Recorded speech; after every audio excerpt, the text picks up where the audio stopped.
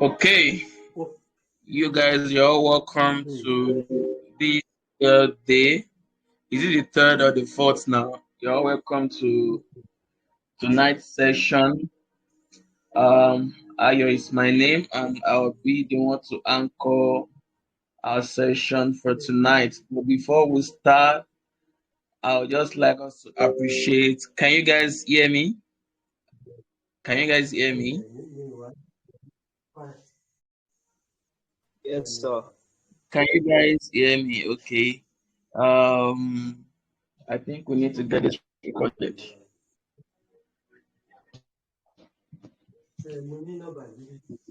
So, before we start, I would like us to appreciate Mr. Jeffrey, the founder of Electron FX Academy.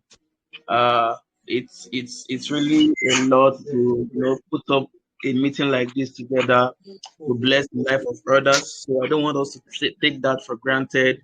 I want us to thank him, to appreciate him. So the way we're going to do that is that we're going to type on the group and we're going to say shout out to Mr. Jeffrey. A big shout out to Mr. Jeffrey. So let's begin to type on the group now. Let it keep rolling in. Shout out, a big shout out to Mr. Jeffrey. A big shout out to Mr. Jeffrey. Let's keep dropping it on group right now. Let's go, Let's go, fams. Let's go. A big shout out to Mr. Geoffrey. A big shout out to Mr. Geoffrey. Let it drop.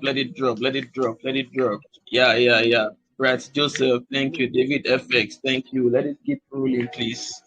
Let it keep rolling. That's our key to start tonight's session. Tonight's session is going to be a very powerful one. But before we start, let's thank him. Let's appreciate him for putting up a meeting like this together to bless us. Thank you very much, Mr. Jeffrey.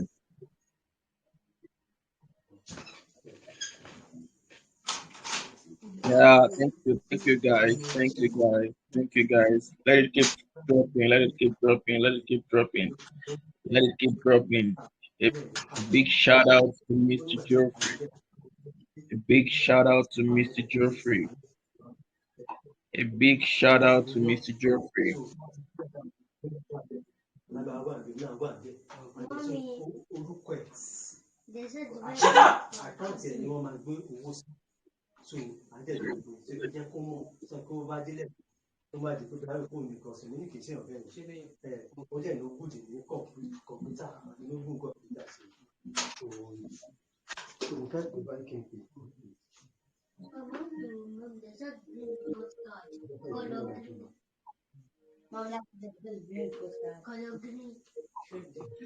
Thank you very much, everybody. Thank you very much. So let's just dive in straight to what we have today.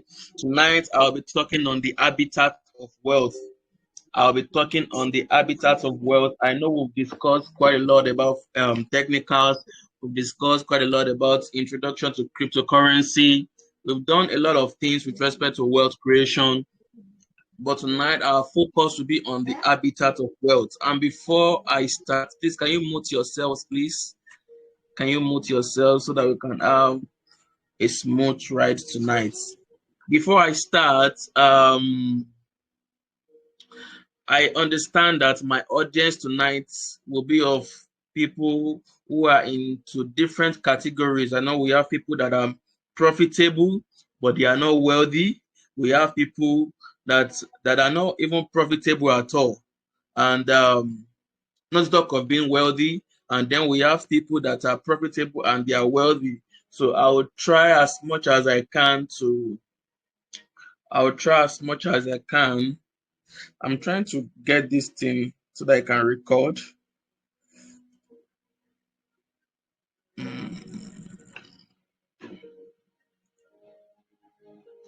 So I'll try as much as I can to make my content tonight to, uh, to make it good for everyone that falls into that category. But before I start, please just give me 2 minutes, please.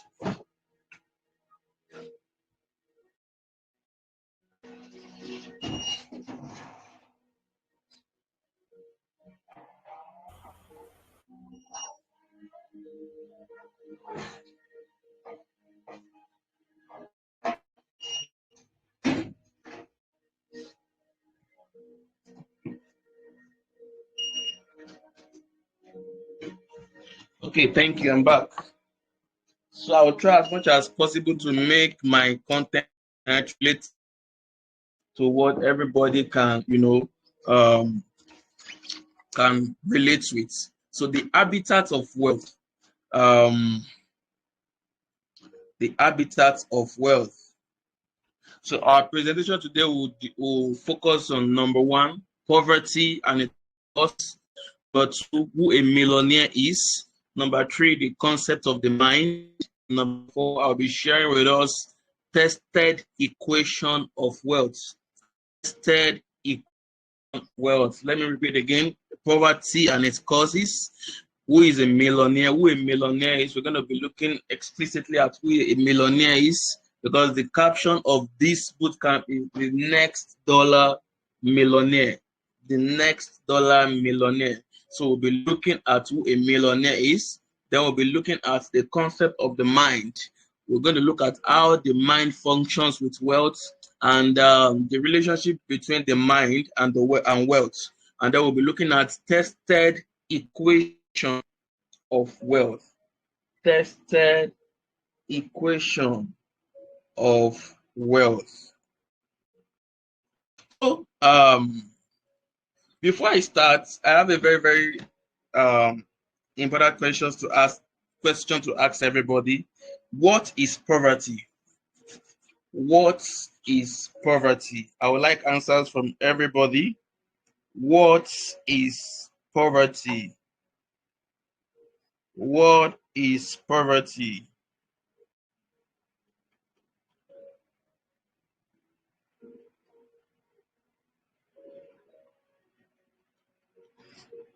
I'm waiting for everyone. I'm waiting for everybody.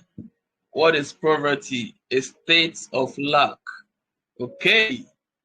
A state of lack. Yes. Poverty is a state of lack.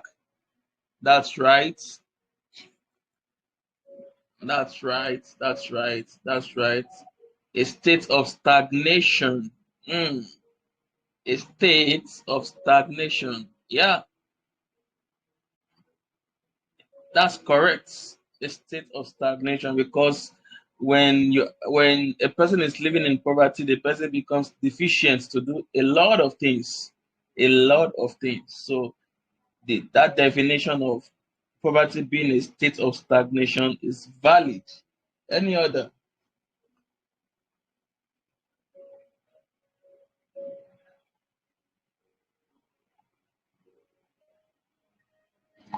Inability to afford basic human needs. Yes, the inability to afford basic human needs.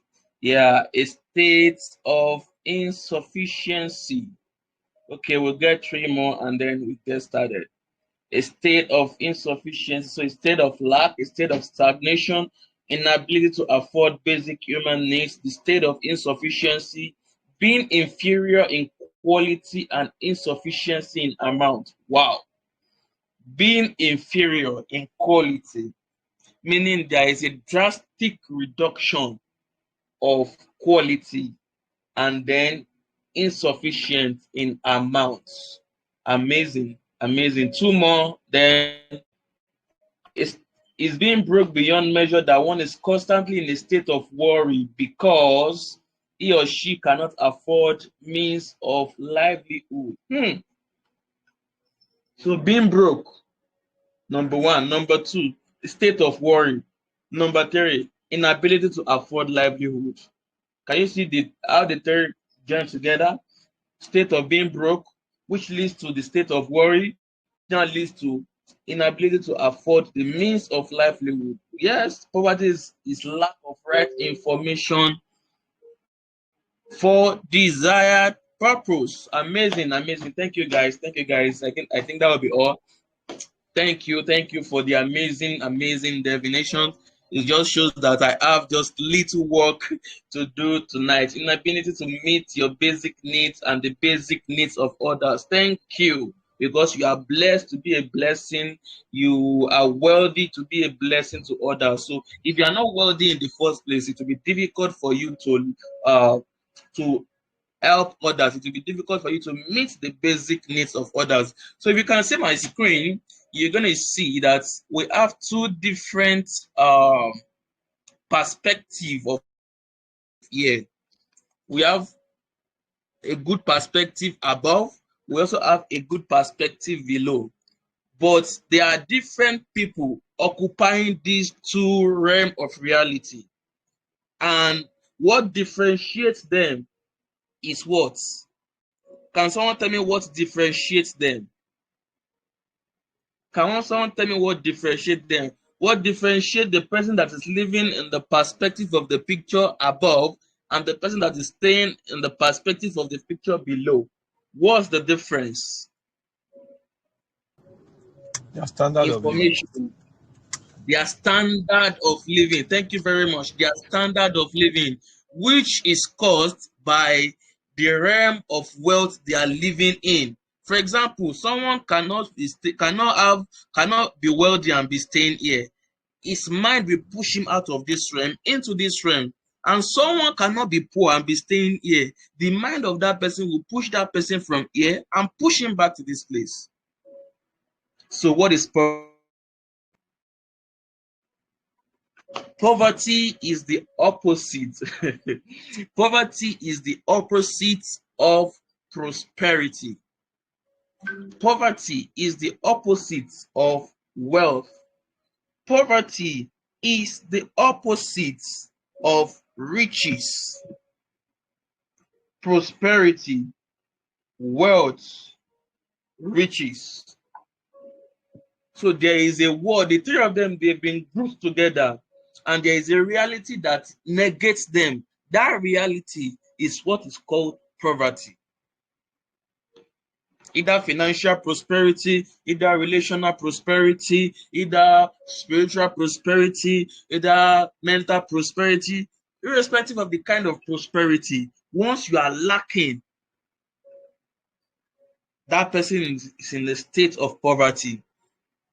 Opposite of wealth and opposite of what? Riches.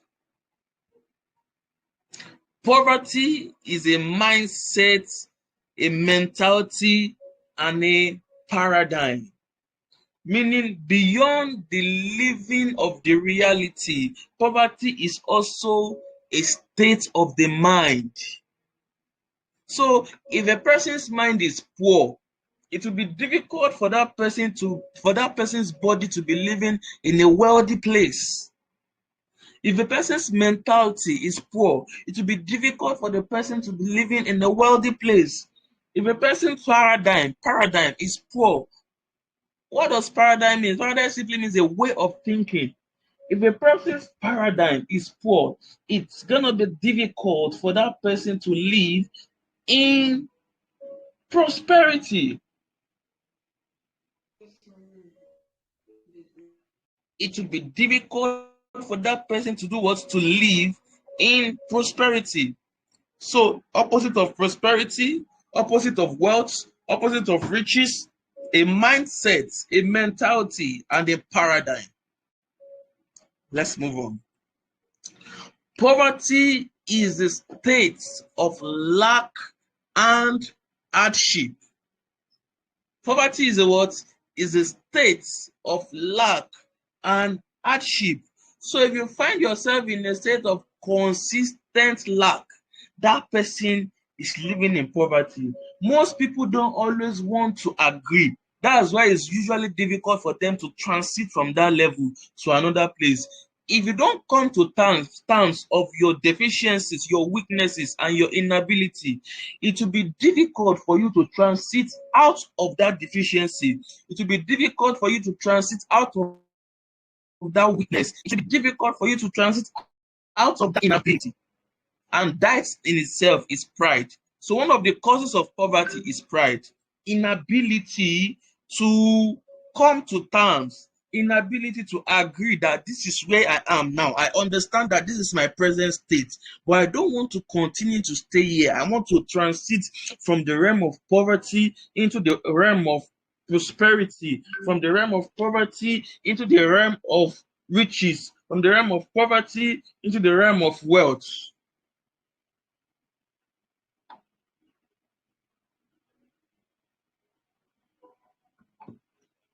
Poverty is not a respecter of person. Poverty is not a respecter of age. Poverty is not a respecter of the color of your skin. Poverty is not a respecter of your title. Poverty is not a respecter of your race, your religion, or where you stay. No. Poverty is not a respecter of person. It's not a respecter of your age. There are young guys now that are making millions of naira on a daily, weekly, monthly basis, and we have old people that are not made up to that, which means poverty does not respect your age. It doesn't respect the color of your skin. There are people in America that are living in wretchedness. There are people in America that are living in the state of poverty as we speak now. It's not a function of the color of your skin. It's not a function of where you are coming from. It's a function of how your mind is. It's a function of your reality with respect to wealth, abundance, riches, and prosperity. So, having defined poverty, what are the causes of poverty?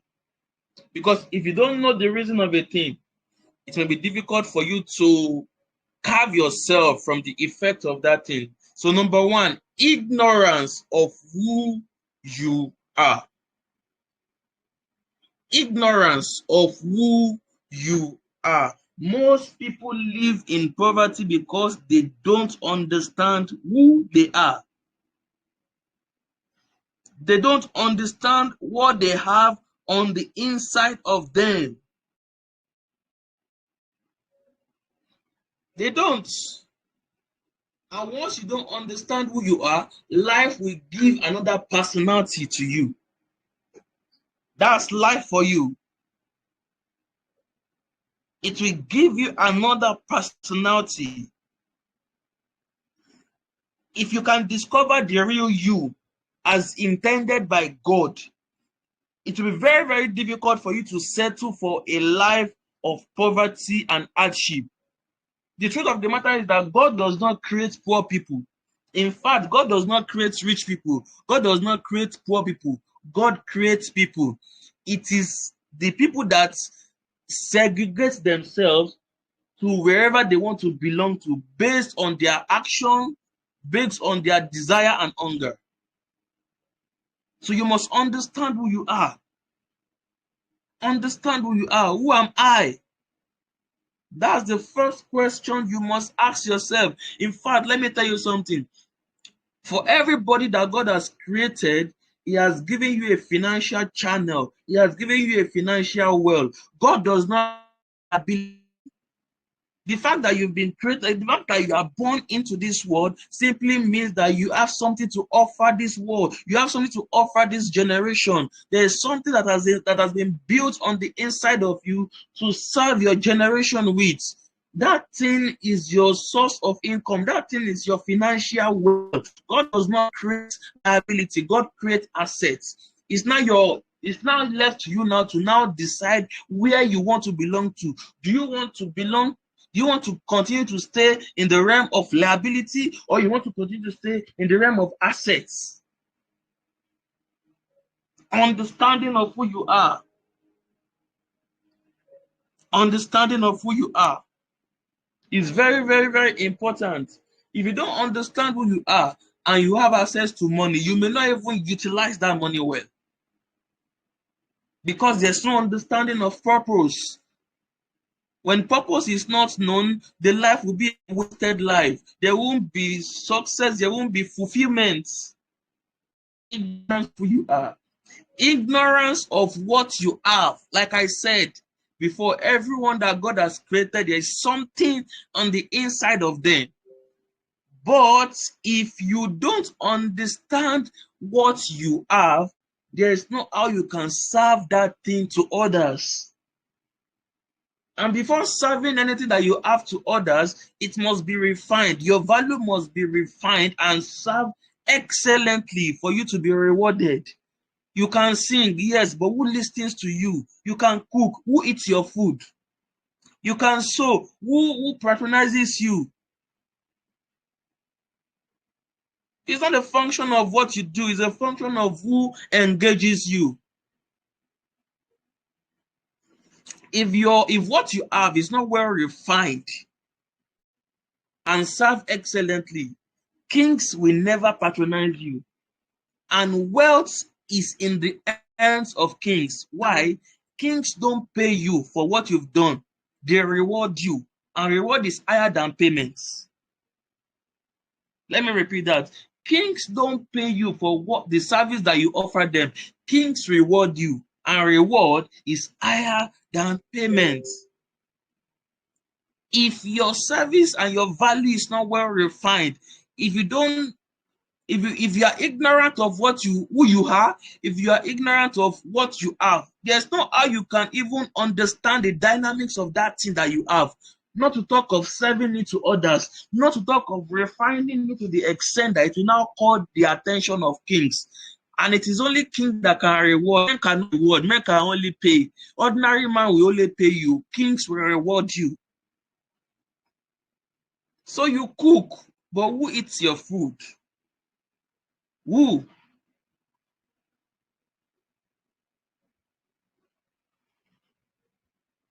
The barber of Otedola will not be collecting the same amount as the person that barbs me. They are doing the same thing, but their customer segment is different.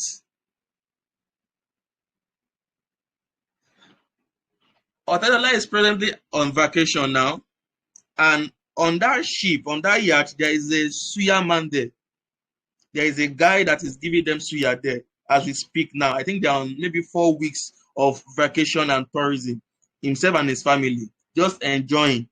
They spend almost $1 million every day just to rent that yacht. Now, with them, they have a suya man that prepares suya for them every day. How much do you think that suya man will be collecting? It's the same beef, it's the same knowledge, but they are serving different people. The way the suya man will make his suya can even be the same as the suya man that stays in Agege will make his suya. But the reward that the suya man in Agege will receive is not the same as the reward that the suya man with Otedola will receive. What's the difference? The level of relationship, the level of refinement and service of their value. Just a suya man full of mediocrity cannot have access to Otedola. For a suya man to have access to Otedola, it means his track record has been proven to be a good one in terms of excellence, in terms of customer service, in terms of the state of his mind, in terms of what he gives out. But if you don't know what you can do, if you don't know what you have, you will not know how to serve it. Now, this now goes to ignorance. The third, ignorance of what you can do. There's a difference between what you have and there's a difference between what you can do.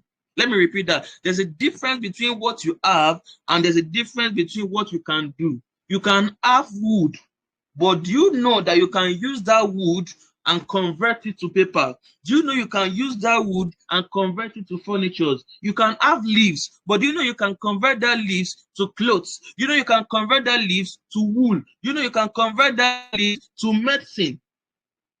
What you can do, what can be added to what you have to now birth what you can do. Now, the fourth, ignorance of what you should avoid. Everything that looks good is not actually good. And the fact that a door is open doesn't mean it's a good door. Like someone will say, the door to the bank is also the door to the prison. Everywhere has doors. So the fact that a door is open doesn't mean you should just enter. It depends on what is behind the door. So investment looks good, but you jump on it. Business ideas looks good, but you jump on it. A lot of people have lost money because they don't have the capacity to sit down and think, okay, this opportunity, is it a good one? Is it a viable one? The ability to carefully scrutinize before taking action. It's not because you are afraid, it's because you are excellent. And the fifth, ignorance of wealth creation principles and strategies. Let me tell you guys, wealth can be created. There is a protocol to wealth creation, and it can be learned. The syllabus and curriculum of wealth creation can be exhausted.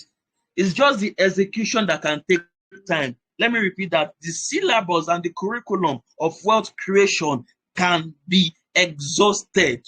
It's just the execution that takes time, because you don't jump into wealth, you grow into it.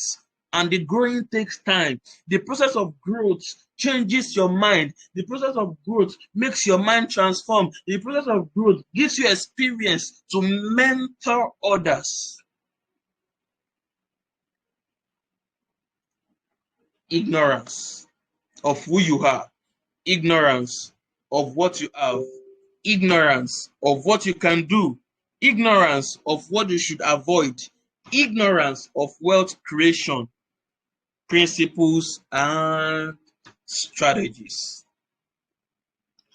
So, having defined poverty and its causes, let's look at who a millionaire is. Because we'll be talking on, okay, the dollar millionaire, this and that.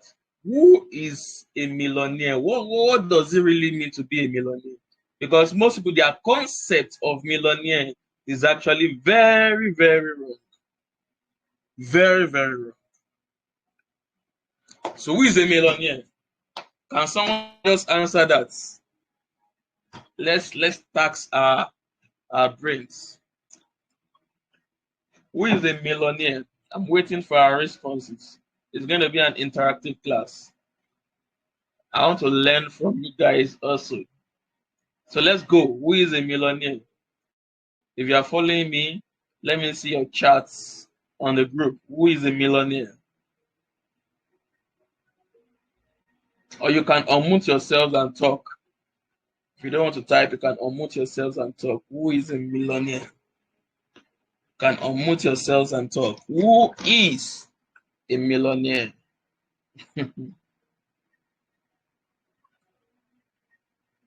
Who is a millionaire? Who is a millionaire? You don't have to type. You can unmute yourselves and talk. If you know you're in a good place, I can update enough to talk. Who is a millionaire? One that is wealthy in mind and wealthy financially. Thank you. You are making use of the definition we just explained. Thank you. One that is wealthy in mind and wealthy financially. That's David FX said, one that is wealthy in mind and wealthy financially. Millionaire is someone that has a system that creates wealth over and over again. I give you 4/10. I give you 4/10 for that. 4/10 for that. 4/10 for that. Let it keep a person whose investment and assets worth millions. I give you a person whose investments and assets worth millions. A person whose investment and assets, sir? A millionaire is someone that takes opportunity and convert it to asset. Thank you. A millionaire is someone that takes opportunity and converts it to asset. I give you 4/10. Someone that is equipped with millionaire value, I give you 6/10. A millionaire is an individual whose net worth or worth is equal to or exceed a million, depending on the. Amazing, amazing, amazing, amazing. I give you 10/10. I give you 10/10. Okay, let's get right back into what. Let's get right back into it. So, who is a millionaire? A person whose wealth amounts to 1 million or more in some unit currency. Please take note of my choice of word. A person whose wealth amounts to 1 million or more in some unit currency. So the fact that you are a millionaire in naira doesn't mean you are a millionaire in dollars, guys.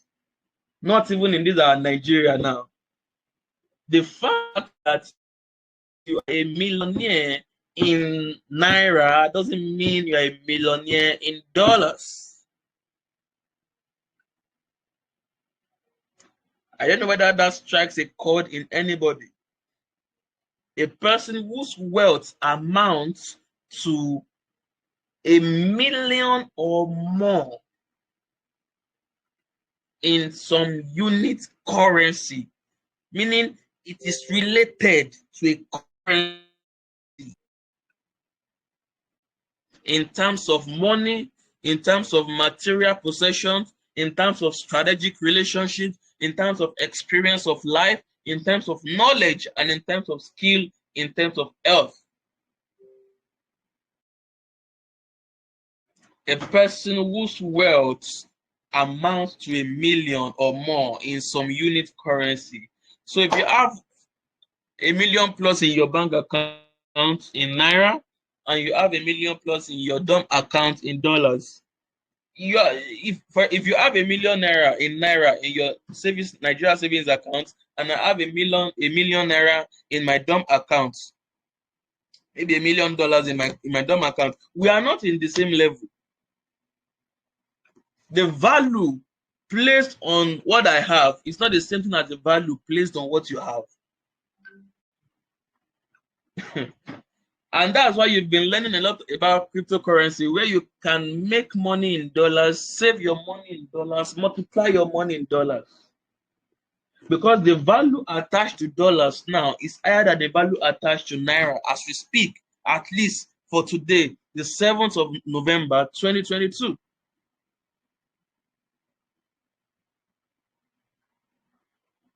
So I know you have 1 million in your account, but what's the currency? That's what will determine the value of what you have in that bank account. If you have 1 million last year and you have 1 million this year, what you can buy last year is not the same thing as what you will use the 1 million to buy this year. Same money, same amount, but what? Different value.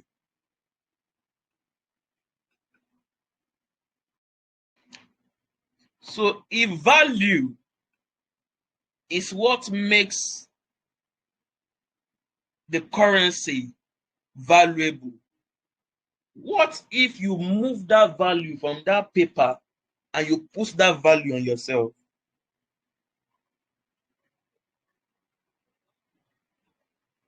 We've established that the value that we place on the paper is what determines the purchasing power of that paper. What if you now have what can buy that money?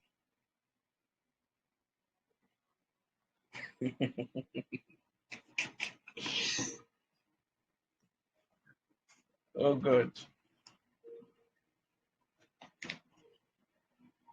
The value of 1 million naira is not the same thing as the value of $1 million, which is not the same thing as the value of 1 million euro. Same paper. In fact, most of the Nigerian notes, they are bigger and wider than dollars in terms of size. Bigger and wider. So bigger size of paper, but less value. So it's not, the value is not in the paper. The paper is just a receipt of a value. So if you now push and convert the value that you place on that paper and put that value, meaning anywhere you go, you are a walking currency.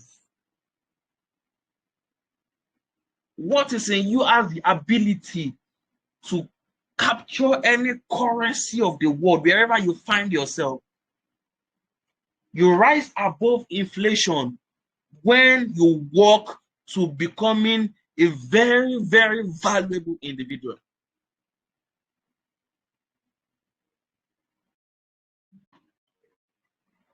In terms of money, in terms of materials, in terms of strategic relationships, strategic relationships, strategic relationships.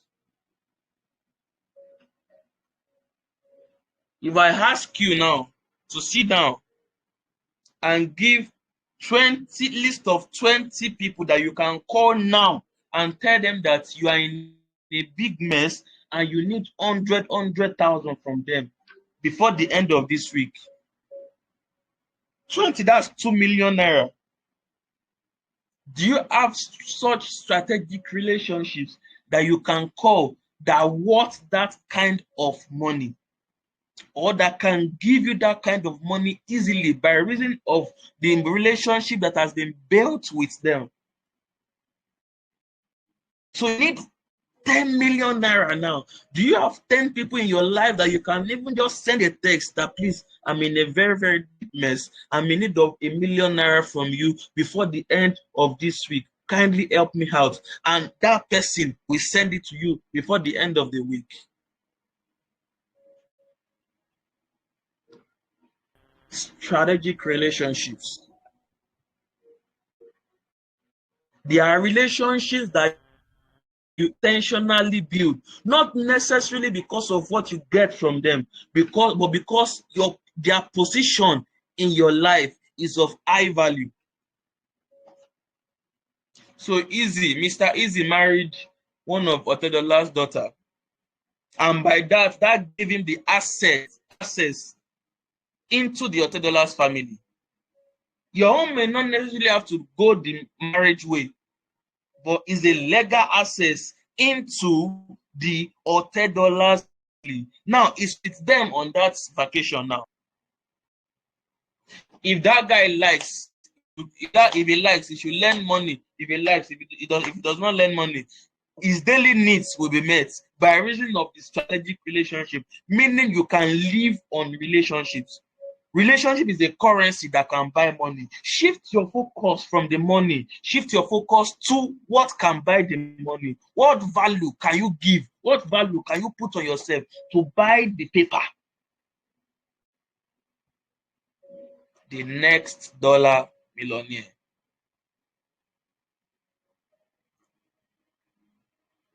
The next dollar millionaire.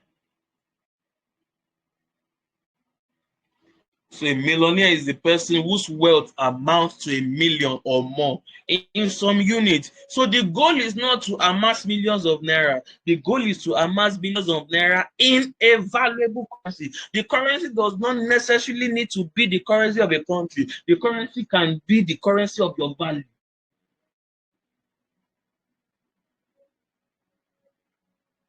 I know someone that designed a company logo for 50 million naira, and I know someone that designed a company logo for 20,000 naira. They use the same system, they use the same software. What's the difference?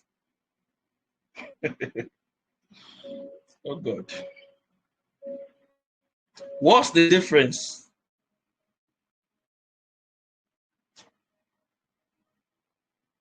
I walked into a bookshop and I saw a book that was 2,000 naira. And in that same bookshop, I saw another book that was 2,000 naira. In fact, the 2,000 naira book is more bulky than the 15,000 naira and another 15,000 naira book. What's the difference? Same book, same bookshop, but different value.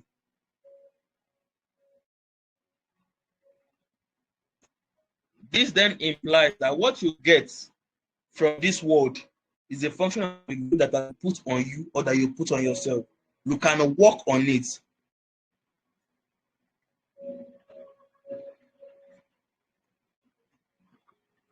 The dollar billionaire. Let's move on. So we are going deeper now. Remember the caption of my session tonight. The caption is the habitat of wealth. Brothers and sisters, the real habitat of wealth is what? Your mind. Because it is the powerhouse of your value. Your mind, your wealth habitat. Your mind, your wealth habitat.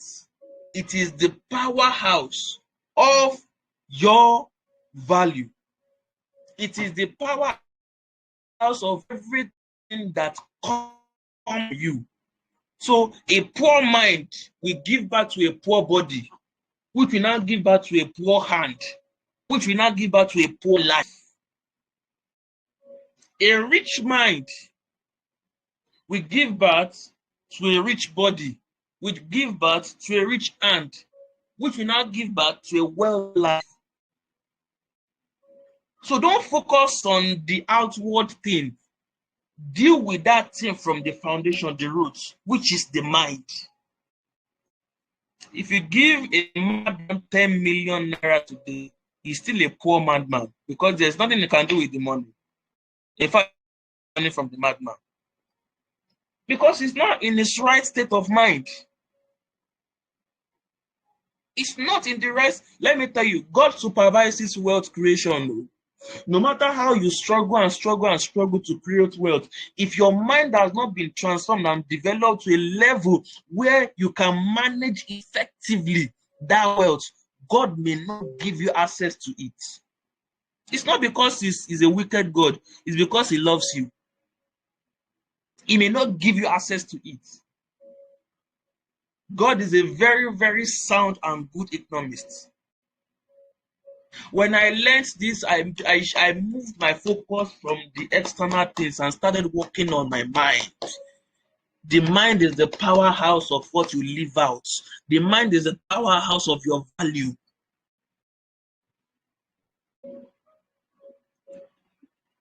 Your life is a branded state of your mind, meaning everybody you see walking around now, the state, the reality, what is possible in their life and what is impossible in their life is a function of what occupies their mind. It's a function of the configuration and the makeup of their mind. So if you see a poor person, it means that person's mind is so poor that inside cannot contain that level of poorness again, that the poor life will have to be experienced outside. If you see a very, very rich man, it means the mind of that man is so rich to the extent that the mind could not contain that level of richness again, that he had to give birth to that richness. Your life is a branded state of your mind. Everything in life is built twice. First in your mind, then in reality. Your mind is a vehicle. It goes into your future, checks your future, and ensures that you are ready to go into your future. When your mind now sees that you are ready to go into your future, your mind now comes back to your body and takes your body to that future. So don't work on the body. Don't work on the body. If you are using $10,000 wristwatch and the state of the content of your mind does not worth $1,000, you will sell that $10,000 watch. So don't focus on the external thing, focus on the mind thing. If you can get this thing that I'm saying now, it may just take time, but you will enter that wealthy place, irrespective of what you do. Irrespective of what you do. Have you seen a woman frying akara and the woman has a car, she has an house? What is so special about the akara? What is so special about the akara? If the level of your mind does not resonate with the level of Dangote's mind, it will be difficult for that kind of man to do business with you. So that person you want to access for business, that person you want to access for contracts, do you have a mind that resonates with the way he thinks? Do you have a mind that resonates with the way he thinks, with his perspective about life, such that he can now entrust its wealth into you? I hope you know that the money you are looking for is not in heaven, it's here on earth, in the hand of someone. They are not just creating it, it's here already. Someone is holding it as we speak now. The money that you will use to buy that car is not that they just want to make it, it is here already in the hand of someone. But if your mind does not resonate with the mind of that person, there won't be a flow. Your life is a branded state of your mind, and everything in life is built twice. First in your mind and then in reality. So how do we get a transformed mind? Number one, the main way of getting a transformed mind is to be exposed to a superior belief system. A superior belief system. Everything thrives on the basis of information. Everything. This our age, this our generation is a connected age, is a connected generation that thrives on information. So what you hear, what you speak, what you see, it has the capacity to make or mar you. So how do you get yourself exposed to superior belief systems? Number one, access to quality mentorship. Access to quality methodical mentorship.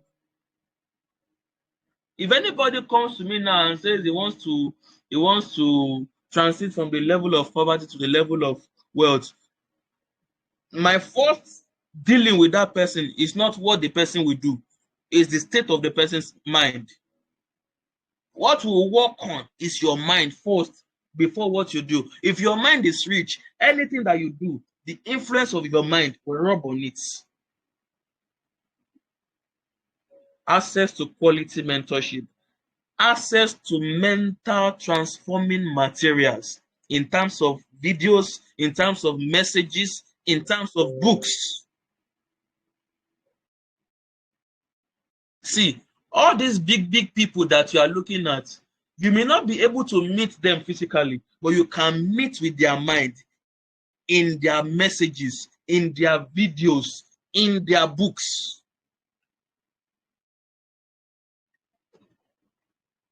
You read it and you see, this is how this guy thinks. Okay, what's so special about how he thinks? Oh, now I see. Oh, this is what I've been doing wrong. Okay, let me adopt this method. Wow, after adopting it, I got results. It has become yours. It has moved from that man to become yours. Why? Because you had access to that thing. Access to mental transforming materials. The third, quality time of meditation. Let me tell you, the best of the best of the best of the best ideas comes in the place of meditation. Is silence. No influence of social media, nothing. You are just on your own. You are just on your own. Intentional quality time of meditation.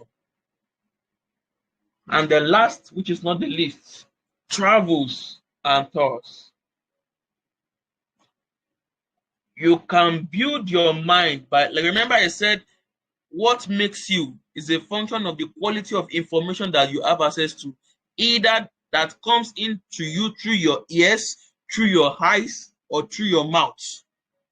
So if you take yourself on a journey and then you just stay for the journey, your eyes, your ears will capture the realities available in these places and it will become yours forever. And some people can't eat restaurants as we speak because the culture there is different from the culture in other places. So you can imagine if you now have access to someone and say the person, okay, come and meet me here. You will fall your hand, you will fall the hand of the person that referred you, you will fall the hand of the person that invited you, say. Some people, they've never been to ShopRite. That let's come to our level. ShopRite. Some people, they've never been into ShopRite. You don't need money to enter ShopRite too. You just need money to buy something from there. You don't need money to enter ShopRite. Go there, go and expose your mind. Go and expose your mind. Go to car stand, go and check cars, go and price cars. That's how to stretch your mind. That's how to stretch it. Engage estate agents. Tell them to give you. If I remember that should be about maybe 7 or 8 years ago now. I will walk up to the bank. I can't forget the first bank I went to, Intercontinental Bank then. I was very, very young. I will walk up to these banks and I will have quality conversations with their customer representative. And after that, I will tell them, okay, can you give me your corporate package? I will collect that package, go and keep it at home, go to another bank, engage them. Okay, can I have your corporate package, your corporate account package? I was building my mind, stretching it. In fact, there are some banks that I go that they will look at me that what do you want to use a corporate package for? But because it's a request and I'm a potential customer, they have no choice than to give me. So if I tell them, can I have your corporate account package, please? They will joyfully hand it over to me. I will flip it, check it, and say, okay, thank you. I'll get back to you. It's a way of stretching your mind. It doesn't cost you anything. It's free. It's free. It's free.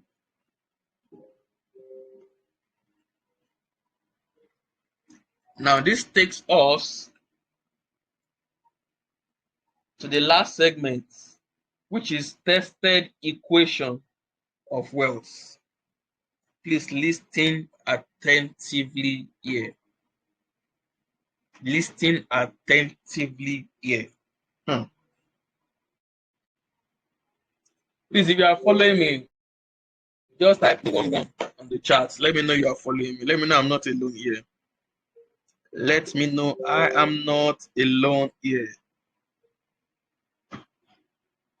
Chat box, please. 111 111 111 111.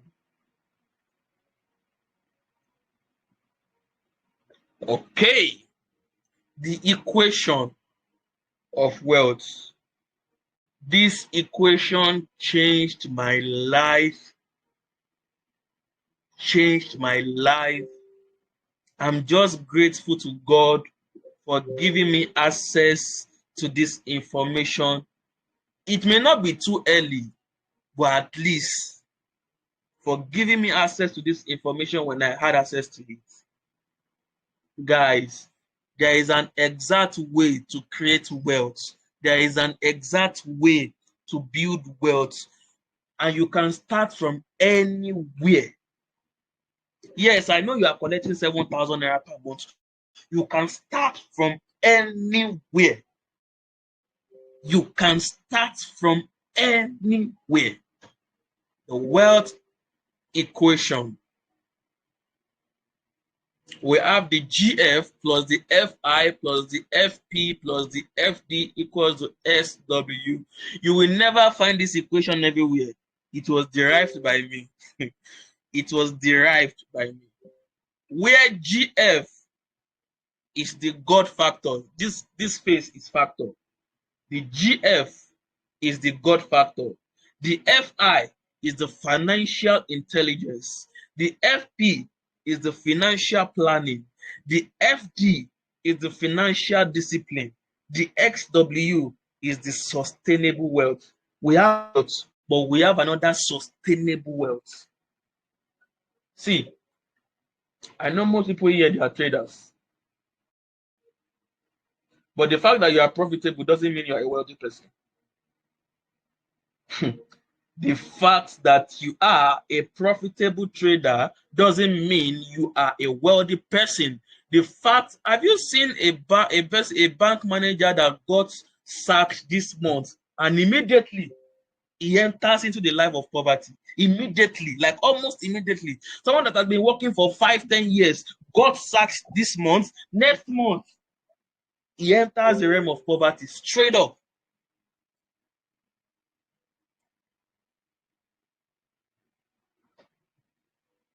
Straight up, without wasting time. Meaning, what you are making as your profit now is not what defines how wealthy you are.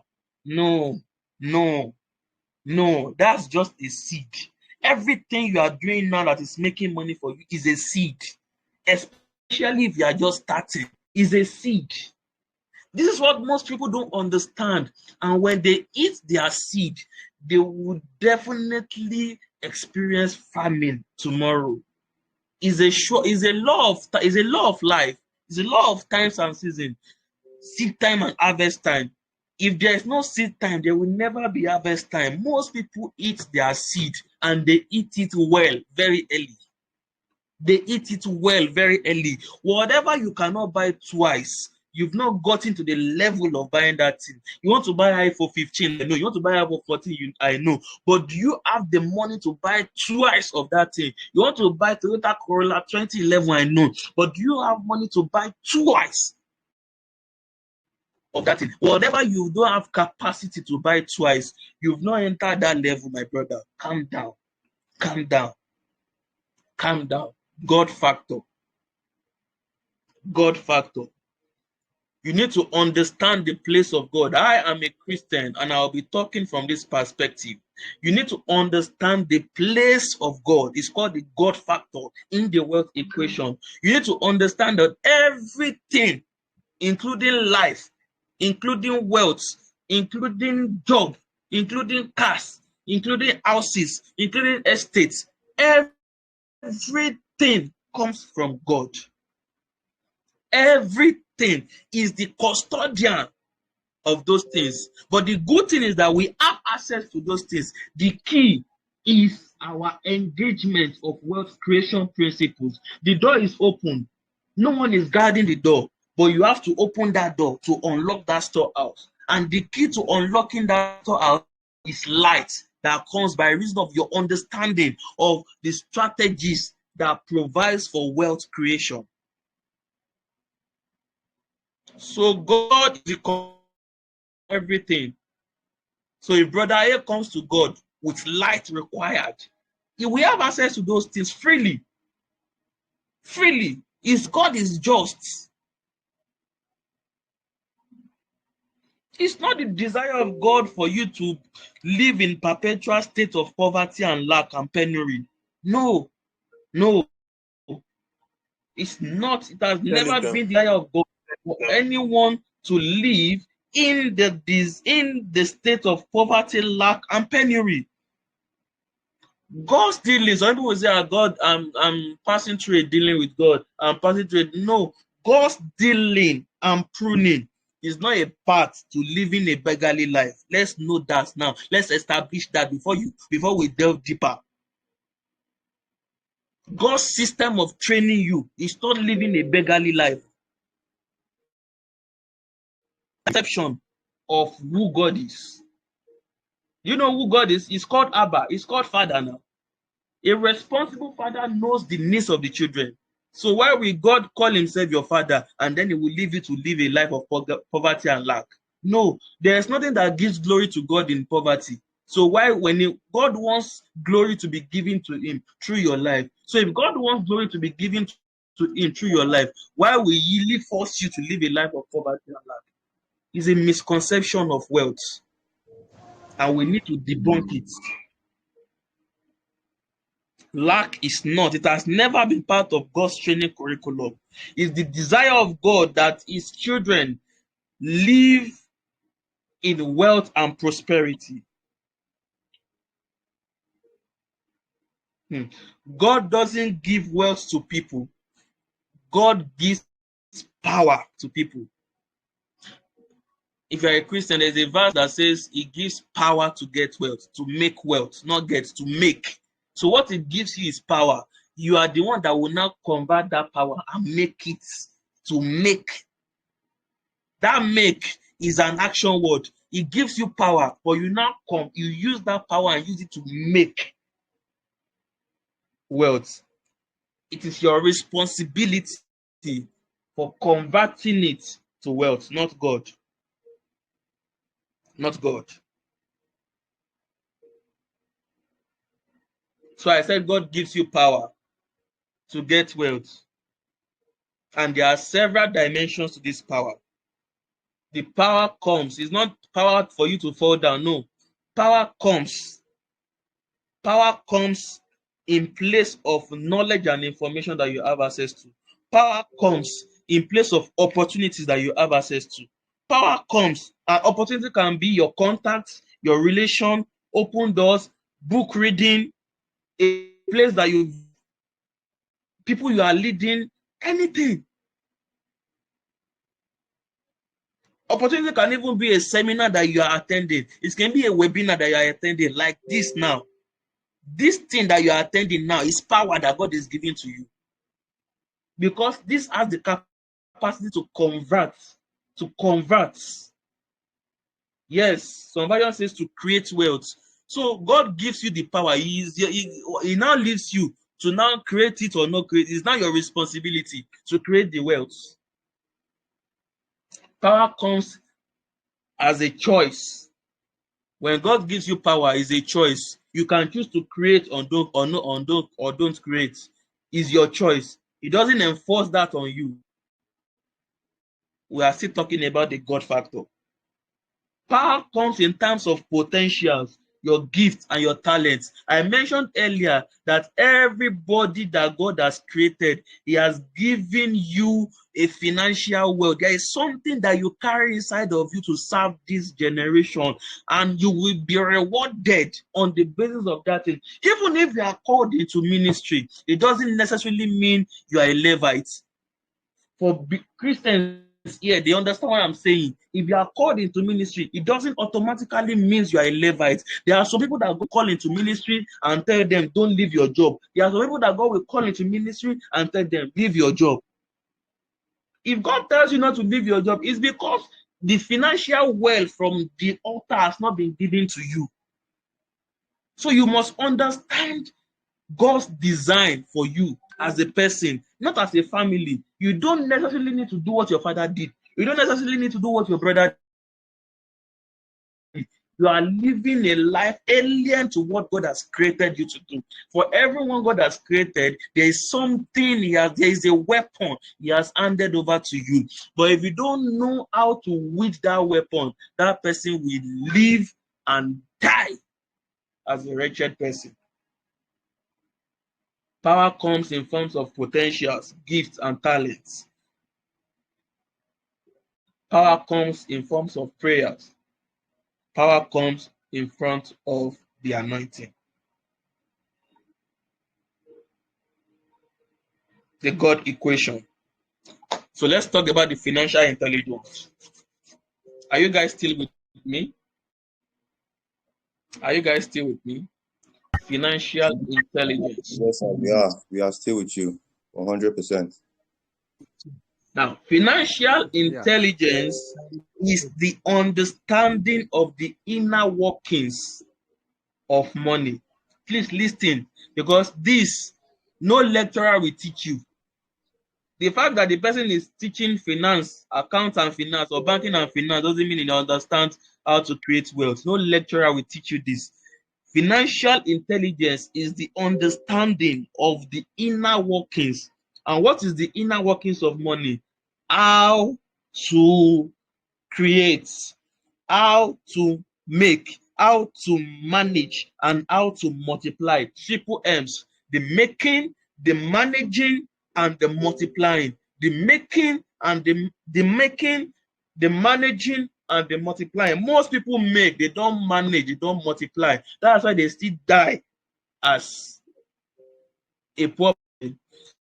A bank manager makes money every month, but he does not have the intelligence to manage and then the intelligence to multiply. That bank manager will still die as a wretched person. But someone that is frying akara, if that person knows how to make money from that akara, that person knows how to manage money from that akara, that person knows how to multiply that money from that akara, that person will be more wealthier than a bank manager.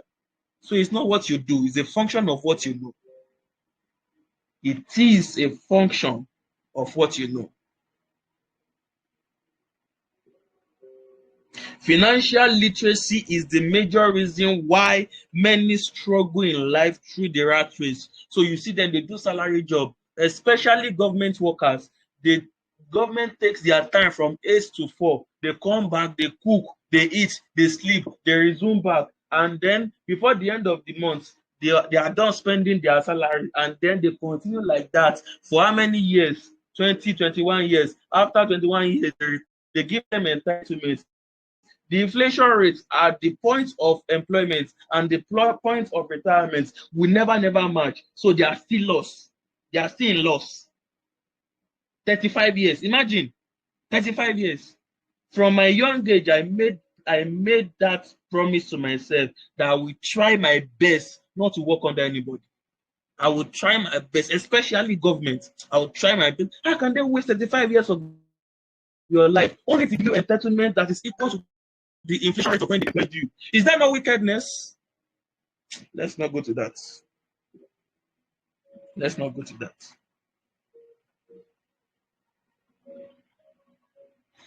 You also need to understand that going to school does not make you financially intelligent, because schools don't teach it. They don't teach you in school. They don't teach you how to create and build wealth in school. No. If they do, some lecturers will not suffer the way they've suffered in the last 6 months.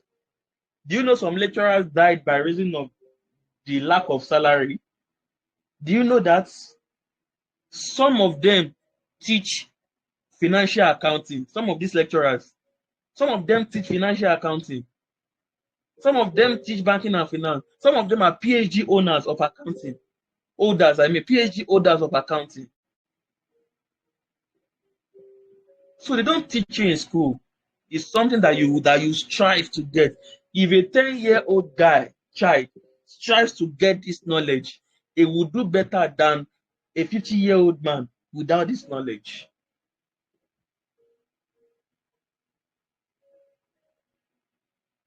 You must know how to create and build wealth with little or no money. You must understand the vehicles of wealth creation.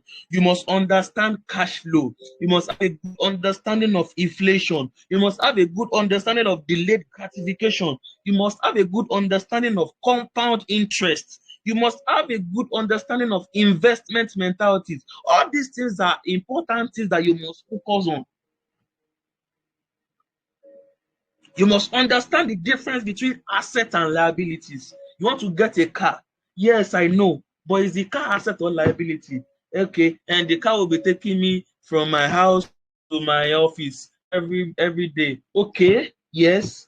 Are you saving money by buying that car? If you are saving money by buying that car, it's fine. It's an asset. But if you are spending more money by buying that car, it's a liability. If it's a liability, if you are entering public transport from your office to your place, from your house to your place of work, if it is 200 and you are spending 1,000 naira on fuel every day because you bought a car, is that not liability?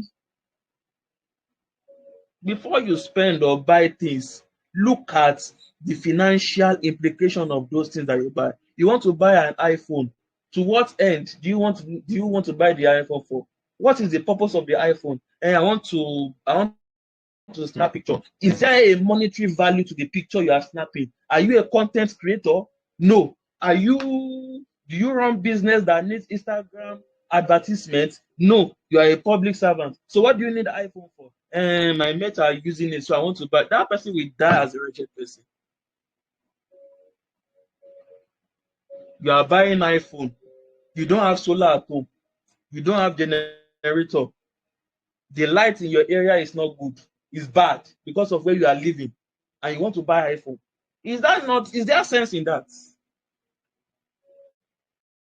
Understand the difference between assets and liabilities. Financial intelligence. Beyond anything, it is where you should start from. You must go for financial intelligence. You must go for it. You must push yourself into that well of financial intelligence. Anything that will cost you, go for it. Go for it.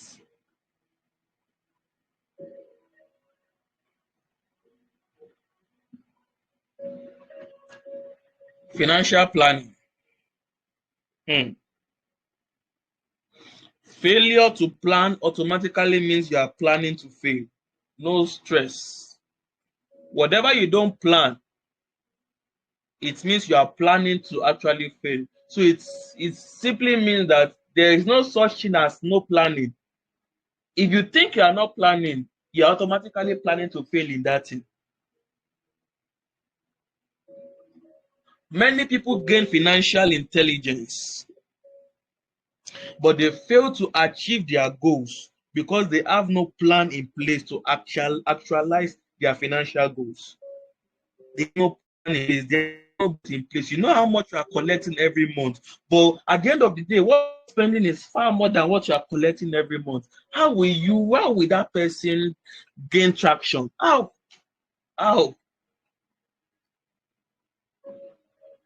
You cannot become a financial goal-getter without being a financial goal-setter.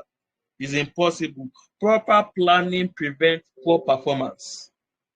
Proper planning presents poor performance. Financial planning simply means financial planning involves the strategy, steps of actions and structures you put in place to achieve your financial goals, which leads us to this structure.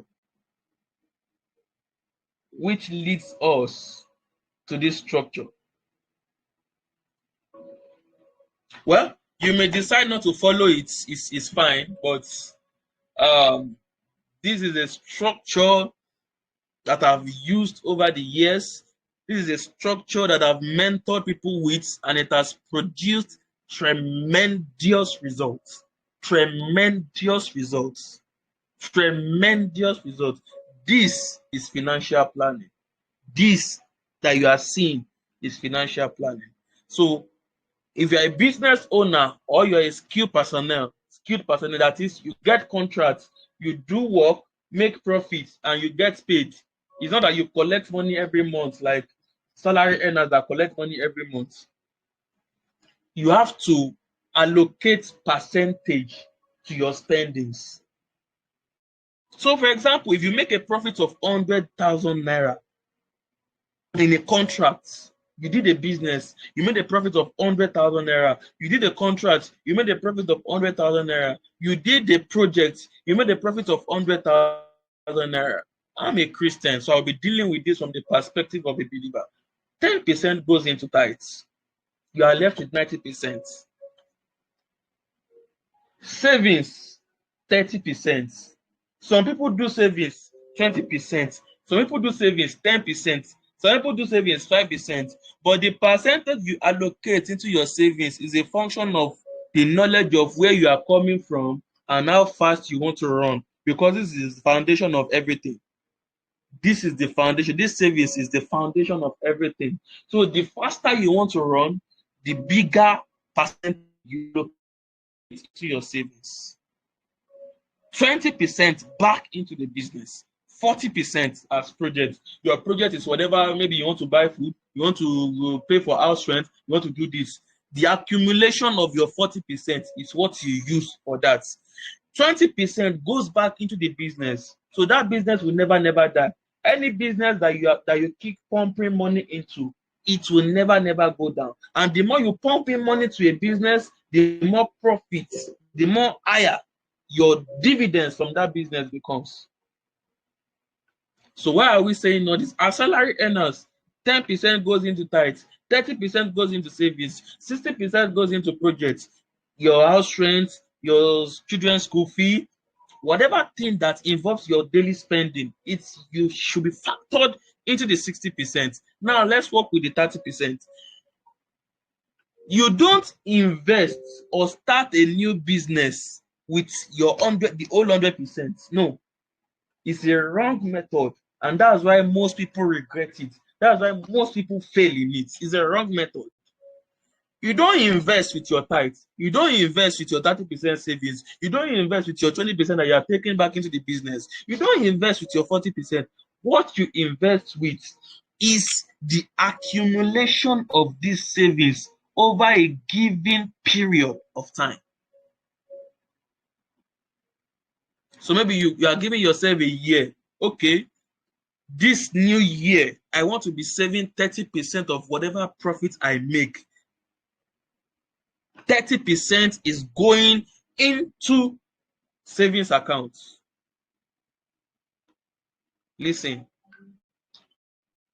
investments or establishment of another business is from the 30% that has accumulated over a long period of time. So 30 times 12, that's 360% of whatever you are making for a start. So you can look for a good investment and pump in the money into it. You can look for a good business and pump in the money into it. You can look for a good business idea and pump in the money into it. If that business dies, it doesn't stop your primary source of income. This one will still keep on coming. The goal is not for you to waste the 30%, but peradventure, something happens to that business or something happens to that investment. You won't drink sniper. You won't kill yourself. Why? Because your primary source of income is intact. What you are losing is just your 30%. And let me tell you something. When you take action and you fail, it doesn't mean that you failed. You only fail when you stop at that point of failure. Every failure comes with lesson that nobody will teach you. So, for example, you made an investment, the investment failed. You will not make that type of investment and fail again. It's not possible because there are lessons that you've learned from that investment that will keep you, that will serve as a kind of barricade for future losses. I'm not saying you save to lose. I'm just saying peradventure it happens. Your primary source of income is still there. Nothing is touching it. The only thing is that you lose time. Because the accumulation might have taken you a year to gather.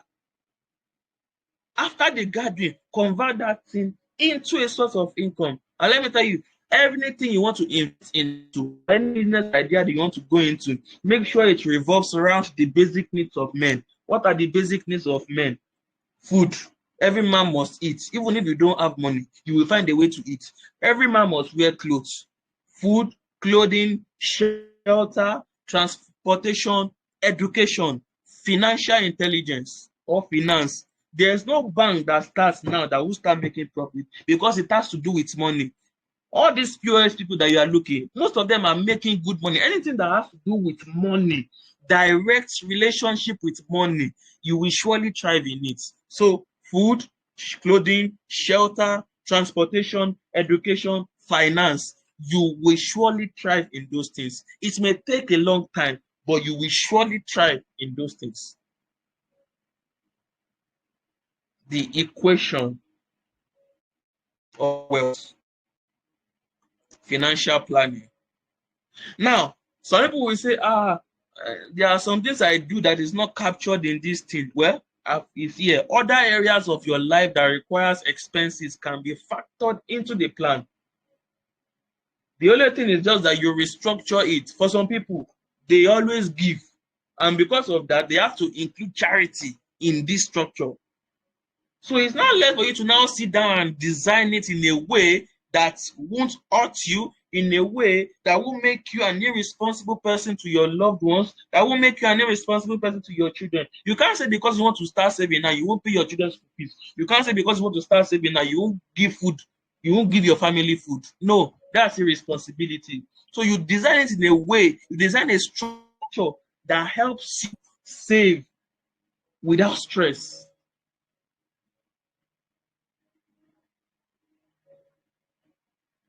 Everything starts with cash flow. So we have the cash flow. The cash flow moves from cash flow into savings, then from savings into investments. That is how multiple streams of income should be created. So, for example, you gather money today and you start a business that has been initiated. Profit will be coming from that new business, and profit will be coming from that your primary source of income. So you're having two streams of income. If you do this cycle again for a year, you gather your savings, start another business, you now have three streams of income. If you begin to do this, if you keep on doing this cycle maybe 5 or 6 times, it means you have 6 streams of income. No matter the wave of suffering or poverty or famine or recession that hits a land, one of the business will surely survive. One of the businesses will surely survive. That's how all these people, all these rich guys do, all these Dangote or Tndm, most of them started from a business, and from there they moved slowly into other businesses, keeping their primary source of income. So you've learned crypto trading. For those that don't have what they are doing before, it can become your primary source of income.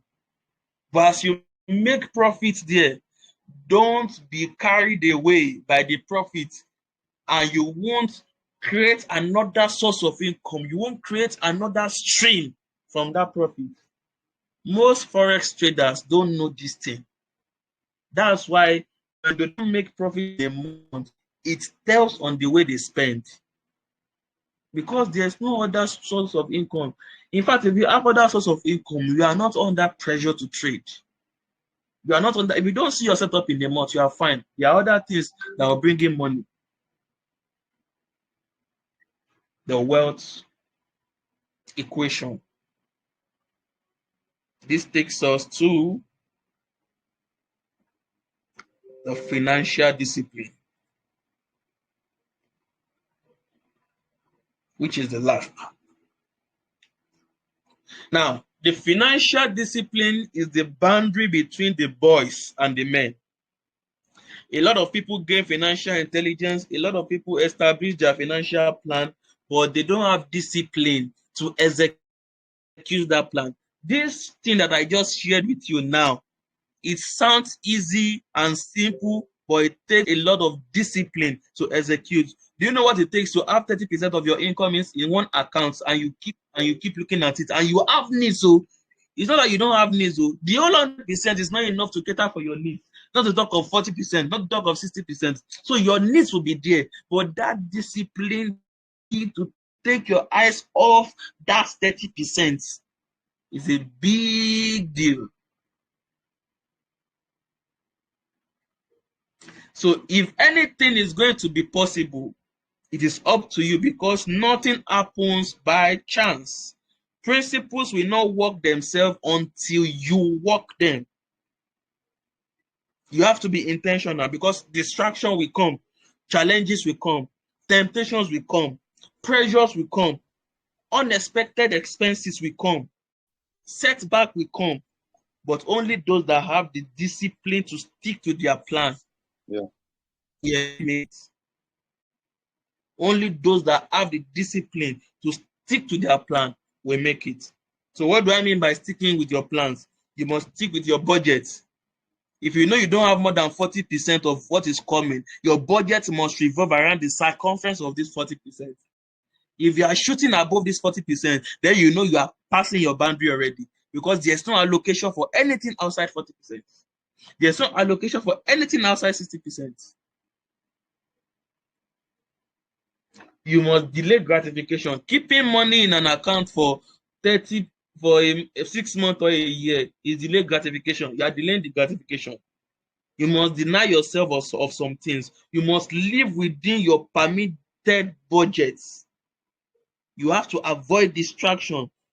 You have to avoid emotional and impulse purchases. You are walking to the this cloth is fine. No, now go buy am. This is a new Infinix.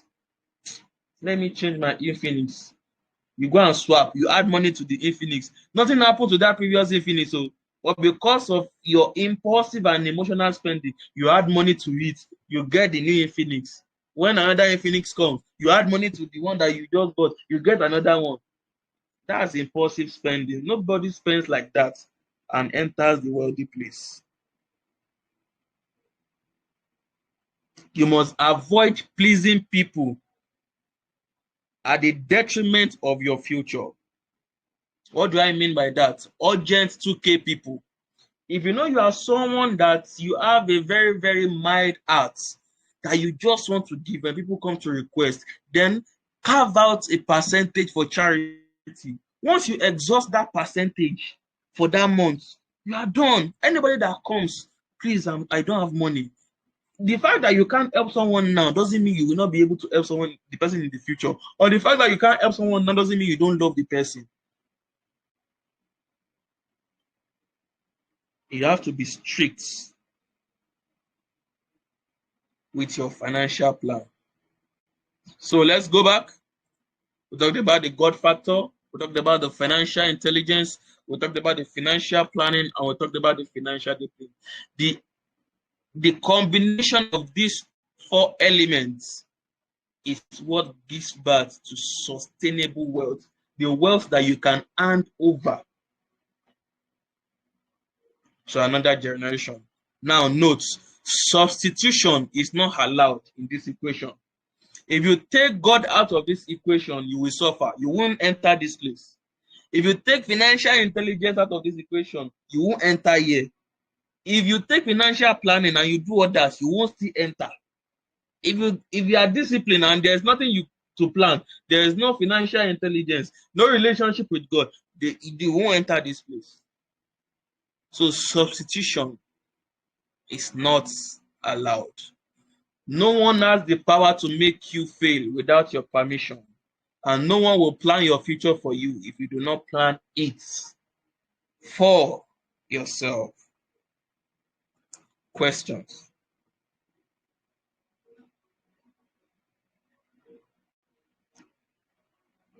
I want to take your question now if you have any. I'm done. Any question?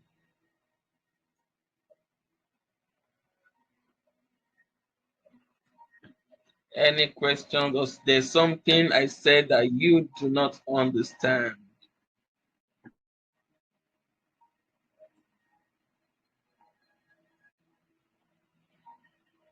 Sir, please, good evening, sir.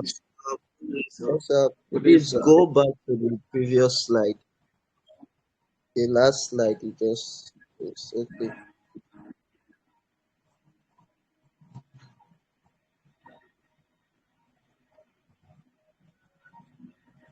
Any question? Hello, good evening. Good evening, sir. Hello. Yeah. I have a question Good I want to evening, ask. sir. Yeah, good evening. Can you Okay. hear me? So Yes, we can hear you. I want to ask this question. I actually want to venture into forex trading, you understand? But the First problem trade. I'm having, yes, the problem I'm having is finance. The business I was doing before just closed down, and I'm looking for another business to start. So I have little amount in my hand, not up to at least roughly 300,000. You understand? So I'm looking at buying, enrolling in a training kind of class. You understand? So the amount of money the person is calling is higher than what I have in my balance Okay. for I dedicated for any new business I want to venture in. So the thing is really giving me, hard time to make up my mind. It's giving me tough time to make up my mind. I don't know whether you have anything you wanna say, kind of advice you wanna give. Okay. If I understand what you're trying to say, you're saying you want to venture into forex trading, and Yeah. the feedback you are getting from the person, the cost is more than what you can afford, Mm. Yes, right? yes. Okay. Well, the first thing I will talk about is what um the why or reason behind anything you want to do should be your major fuel into it. So if you have a Yeah. strong conviction and you have a reason why you want to learn forex, the cost implication of the forex trading should not be a barrier. It shouldn't discourage you from still venturing into it. I believe there are other courses that you can do to make money. There are free courses that you can take that you can trade with, and then you make money and then you pay whatever you want to pay. If you know you can't trade to make money, there are other things you can do. I believe you have an asset that you can give out in exchange for money that you can use to pay this thing. So if you feel and know that forex trading is your last resort, then if you have other things that you can sell, why not sell and learn how to trade? And then you'll be fine. It's a function of how strong your conviction is about the subject matter. I have Thank you. I've been giving it consideration. I heard what you said. I will look into that. Thank you for your advice. You're welcome, sir. Hello, sir. Please, I have a question. Greetings, sir. Okay, this, sir. Thank you very much for the class. Sir, my question is this.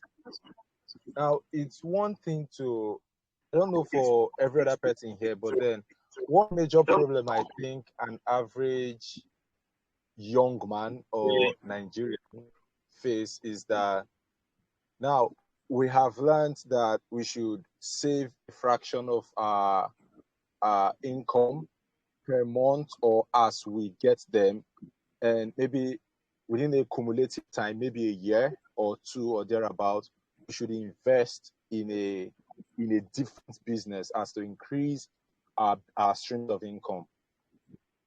Now the question is, most times, let's say 80 or 90% of the time, the opportunity of knowing these different things to venture into. Now, I might want to venture into transportation, for instance, and Okay. maybe I would want to, let's say, purchase a tricycle for somebody who would likely do a higher purchase, or but then I haven't saved up to 2 million naira, for instance, or I would want to go into transportation, or I would want to go into food, and I can't do an eatery now. I don't know eateries around who are accepting investment or stuff like that. I don't know if you understand the circle of my question. So how I Yeah, I even go about understand this? you. You are saying, how do you know, especially if you have a picture of what you want to do, how do you know how to execute flawlessly? If I get you right. Yes, sir. Yes, sir. On the beginning level. Now it's a different thing when at the end of 1 year I have saved 50 million. It's a different thing Mhm. than when at the end of the year I have saved, let's say, 500,000 on the best average, or 200,000, or 1 million naira on the best average now. Okay. Yes, Okay. sir. Okay. So I think you're having two in one question. Number one, how to, if you have something you want to do, how to execute it flawlessly, and if what you've saved is not up to what you want to do. Yes, sir. If I get you right. Well, if what you saved is not up to what you want to do, then keep saving till it's up to what you want to do. And if you know there is something you can see, especially in this era, this our season now, let me just give you a good tip. Go into farming. As you are looking at me, I run an exchange, but I'm farming as you are seeing me now, like as you are hearing me now. I have a farm. Go into farming. There is no amount that is too small for farming, even if it's ordinary vegetable.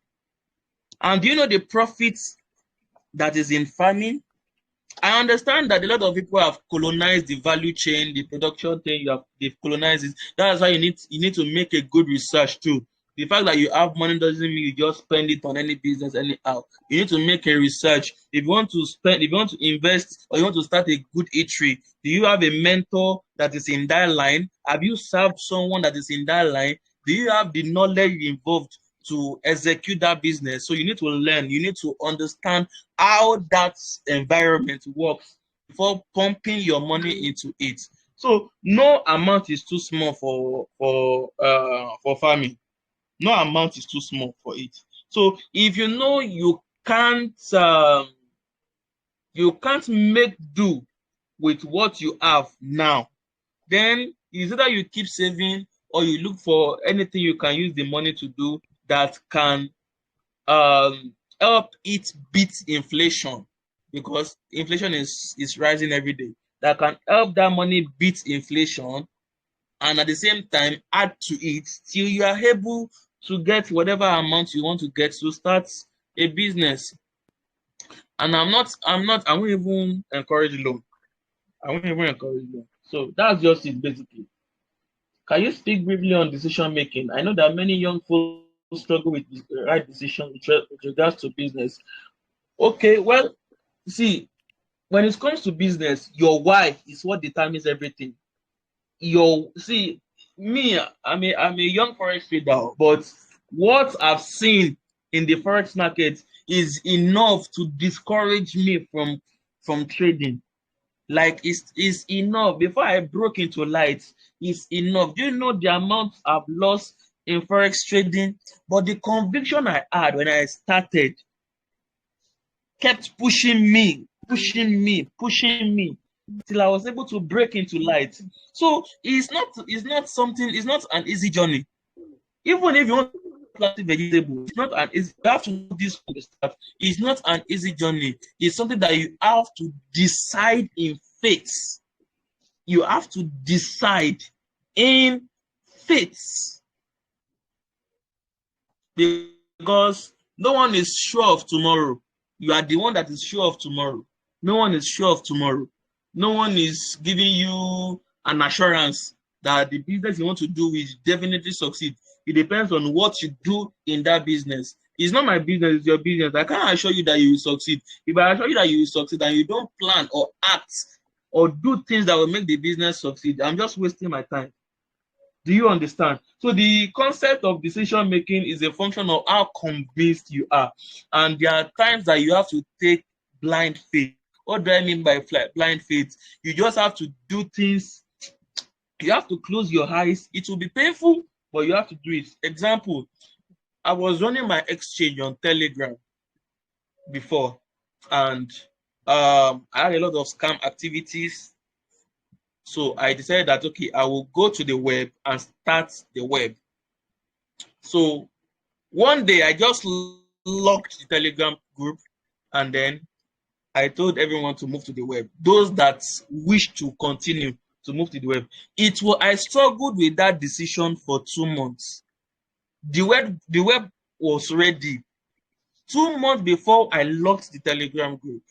I struggled with the decision for 2 months because I understand that I will lose customers. But if you look at the disadvantage and the advantage, if the advantage is more than the disadvantage, it's better to just take your decision, close your eyes and take your decision.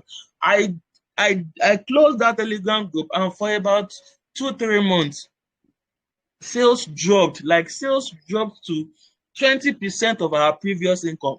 20%. But I wasn't disturbed.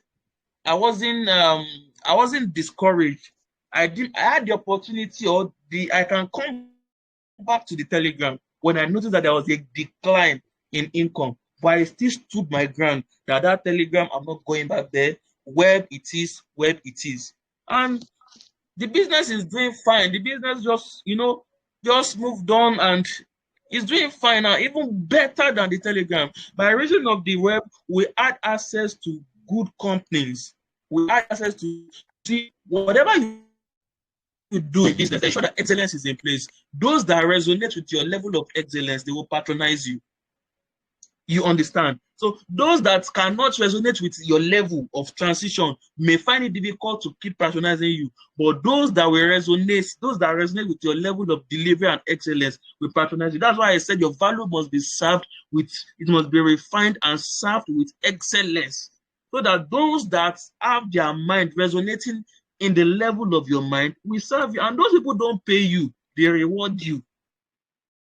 They reward you. So that's just it. There are some decisions that you just have to take. There's no promise, there's no assurance, but you've got to take it.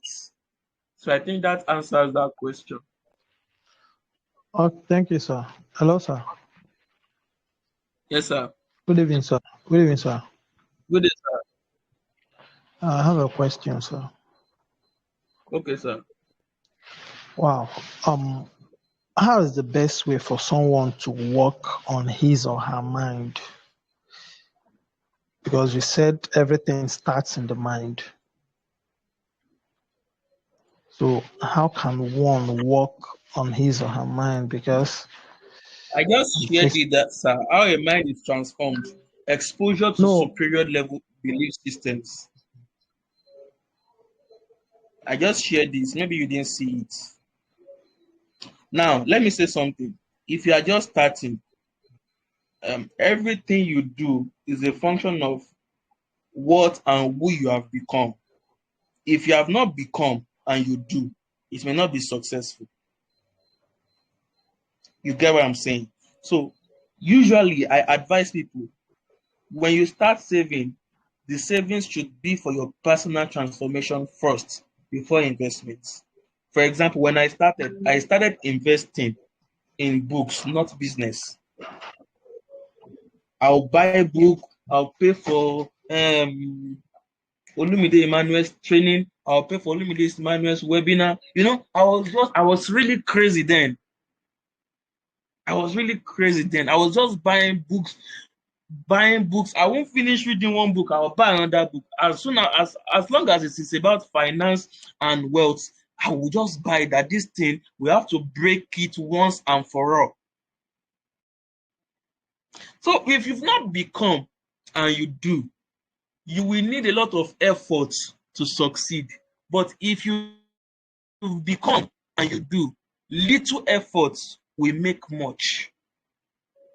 Because what you are doing now is a function of a transformed mind. And remember, it is your mind that controls your results. 500 last. It is your mind that controls. So focus on personal transformation first. Get books. Go and get uh,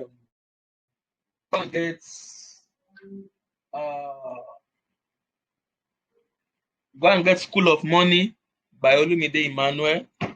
Go and get I'm trying to start. Can you guys hear me? Can you still hear me? Yes, sir. Can you guys still hear me? Yes, sir. Okay, go and get School of Money. I think it's now 20,000. Olumide Emmanuel. Go and get Way to What. Go and get Money in One Lesson by Gavin Jackson. Go and get if you are going into business, go and get The Intelligent Yes, sir. Entrepreneur We can by hear you. Bill Murphy. Go and get The Psychology of Wealth by Richards. Go and get Money Won't Make You Rich by Sunday Adelaja. Go and get Cash Flow Quadrants. Go and get there are so many books that you can get. Maybe if I'm chance, I can list it and send it to Mr. Geoffrey to give to you if I'm chance. But invest in knowledge first. Invest in knowledge first. Invest in knowledge. What you do should be a function of what and who you have become. Hello, sir. I don't know if that answers your question, sir. Yes, sir. Okay, good evening, sir. I have a question I want to ask. Okay, what do you Okay, have sir. to think for someone that wants to establish a business in Nigeria and as a young guy and still want to leave Nigeria and like establish a business, leave Nigeria for education, then like what do you have to say about that? What type of business do you want to establish, sir? Uh it's still on, the business is still on plan. It's not on plan, it's that like a multi-purpose business, still on plan. Well, if your business is a business that requires high level of supervision, then don't waste money. Or if you don't have someone you trust, and trust is even relative. If you don't have someone you can trust that can help you manage and supervise the business, then I will advise that you don't do it. Go and invest in where you are going. Invest in where you are going. Yes, sir. Yes, sir. Because those that are supervising their business itself, they are finding it difficult. Not to talk of you that you won't be there to supervise your business. The way another person will handle your business is not the way you will handle your business. No matter how close the person is, this is just the reality of ground.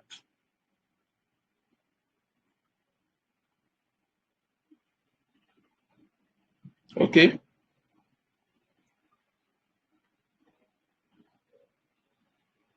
So I think we are Hello. done. Hello. I think I've answered all the questions. Yes, sir. Hello, sir. I don't really know if this Yes, is a I'm question though, but let me just say it. As for example, now a forex trader or somebody that does a business that he makes money daily or weekly, and the monthly, let me say the sum of the total money earned in that month is not a fixed amount. Maybe this month you make 10%, in 2 months you make on that one.